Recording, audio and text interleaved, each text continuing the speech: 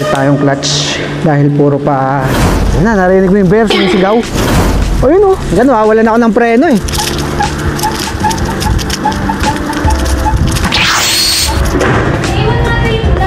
Oo nga, buti nga nakuha nyo eh. Thank you very much.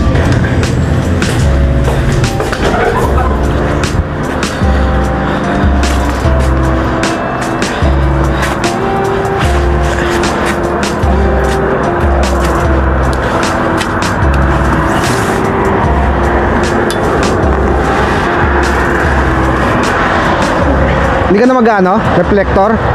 Hindi na. Bago. Ito lang mag-glove sock. Ay, buti na lang. May liwanag. Mahirap mag-bike ng gabi. Side stand.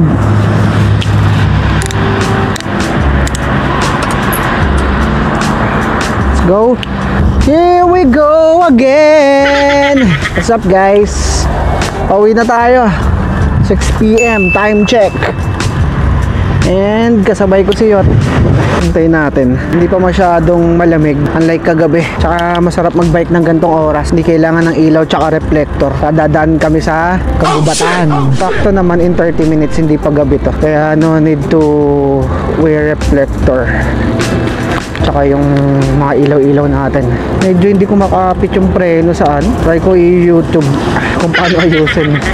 Bibili muna ako ng ng bike kit para pag naplatan, ganyan. Tsaka mga screwdriver na ito. Yun, buti na lang nakuha nung mga co-work ko yung isang glove. Yan, ganito ka-discipline yung mga driver dito, humihinto talaga sa line na yun in 3 seconds or 5. Bukas gagamit na naman tayo ng lifeline, $5 para magpasundo. Hindi talaga kaya i-bike ng ganong oras, sobrang aga para lakarin yung 5.5 kilometer. Tsaka sobrang lamig nun. Papasundo na lang tayo kay Kuya Ron. Additional $5, $5. What's up guys? By the way, this is Ivan, ang baguhang OFW ng British Columbia, Canada. Ito tayo magkakalat ng lagim. Ay, sarap pag-Canada, di ba? Ang nangangarap mag-Canada dyan, dapat alam nyo na kagad kung ano yung kahihinatnan nyo dito. Tama yung mga sinasabi nila sa vlog. Buti na lang nanonood tayo ng mga vlog na balik ka talaga from the scratch dito. Ultimo pagpasok sa trabaho, first day ko, nilakad ko talaga. Kung napanood nyo yung vlog ko sa pagpasok, talagang pahirapan pa.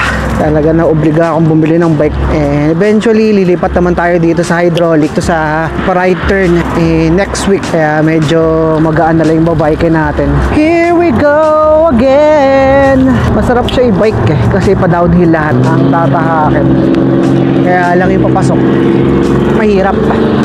Talagang gagastos ka ng $2 or pahatid ka kay Kuya Ron $5 sa downhill. Walang padyak-padyak. Grabe, super adjustment talaga dito sa Pilipinas. Tamad na tamad ako maglakad tsaka magbike. Talagang dito gagawin mo para makapasok ka. Syempre ang iniisip mo, sayang ng 8 hours na work mo dito. Doon na nga lang iniinda yung pagod yung pagbabike tsaka paglalakad. Makapasok uwi lang talaga, makaraos bawat araw. Walang side mirror, talagang ibabaling mo talaga yung leeg mo para makita kung may parating na sasakyan sa likod. Ayan, simula na ng pa-downhill.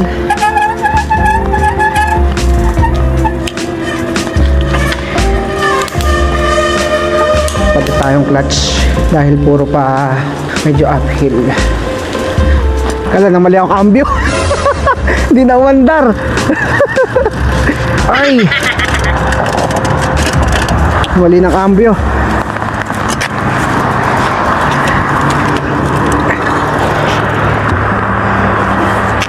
Kamali ako ng cambio.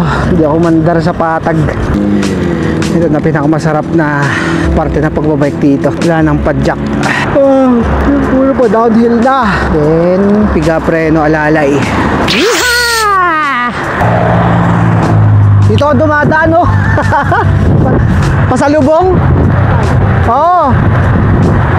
Ha? Hindi ka dumadaan dito? Dumadaan ako dito. Sanayan lang. Nakakatakot talaga. Lalay preno. Wala na akong preno sa likod. Hindi naman nakakatakot dito. Sakto lang. Kaso di ko pa natatry dito yung gabi. Hindi ko pa natatry. Oo. Hindi ko pa natatry. Yun talaga nakakatakot. Hindi ko may ilaw ka sa bike. Oo. Yung paligid mo. Oo nga eh. Kaya ang ginagawa ko, sinasalubong ko yung mga sasakyan dun. Ako kahit naman pauwi ako, kaya malabog ko rin. Kaso dapat daan-daan lang, no? Para mapansin ka. Kasuot mo yung reflector. Anong gagawin mo pag may nakasalubong kang bear? Dito. Naglagas na, no? Grabe, oh. Ganda, oh. Kasi dito ang lapit. Pag doon ang layo, no? Nagkapiga. Nawalan ako ng preno. Nakakapudpud ng preno to. Hindi ko pa naman alam mag-maintenance na ito. Yan na, narinig mo yung bear, sumisigaw. Ayun, oh. Mga ganun. Pabilis ang tumakbo yan pag may bear. Ang sabi nila, ano daw no? Sumigaw ka lang daw. Oo. I'll be there for you. Kakanta-kanta ka na lang kunwari, no? Basta hindi ka rin tatalikod. Tatalikod? Hindi ka rin tatalikod. Paano tatalikod? Ano ka, lalayo ka, pa-backward lang yung ano mo. Pero hindi ka tatalikod daw. Ah, lumalayo ka na nakaharap sa kanya. Ganun, wawalan ako ng preno eh. Lakas ng preno mo. Hi there, you can do it. Doon, kabila. Hakbang, wag dyan. Tawid. Oo, mas safe dyan. Bilis niya. Ba't walang preno? Wala ng preno. Bilis niyo to. Ang layo ng distansya namin, ha? Uy, first time ko makarating dito, ah. Hindi nilalakad. Hindi na kaya. Tinggal na.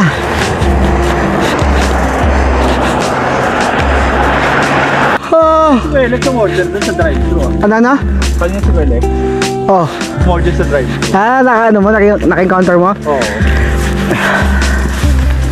Ano sabi? Wala, nag-aaya. Saan? Nandun daw sila. Pupunta na ako kasi. Hindi. Mamaya pa ako. Oh, mga Thanksgiving daw eh. Kainan daw yun. Pagdating na ito, gutom tayo. Ha?